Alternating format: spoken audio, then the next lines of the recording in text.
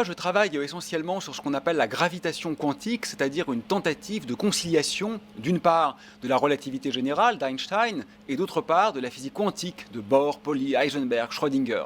C'est très difficile, ça fait un siècle que les meilleurs esprits échouent sur cette question, et mon travail, c'est moins de construire une théorie de gravitation quantique que d'essayer de calculer ce que pourraient être les conséquences observationnelles, expérimentales, de quelques théories de gravitation quantique qui sont aujourd'hui considérées comme des candidats sérieux.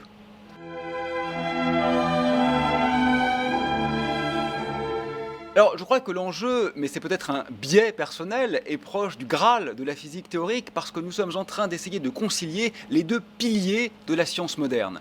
Et à mon sens, il s'agit moins de tenter de procéder à une unification, parce qu'après tout, j'aime l'idée que le monde soit diversifié, diapré, protéiforme, que d'une question de cohérence. Parce qu'il y a des circonstances, par exemple le cœur des trous noirs ou l'origine de l'univers, où nous avons besoin en même temps de relativité et de physique quantique. Et donc, qu'on le veuille ou non, il faudra bien les concilier.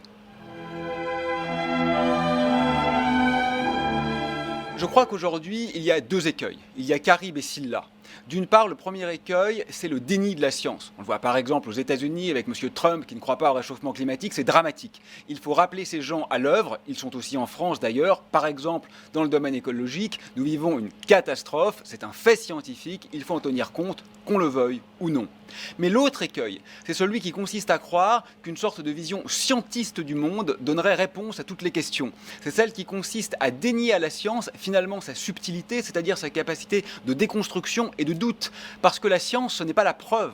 La science, c'est précisément l'incertitude et la remise en cause.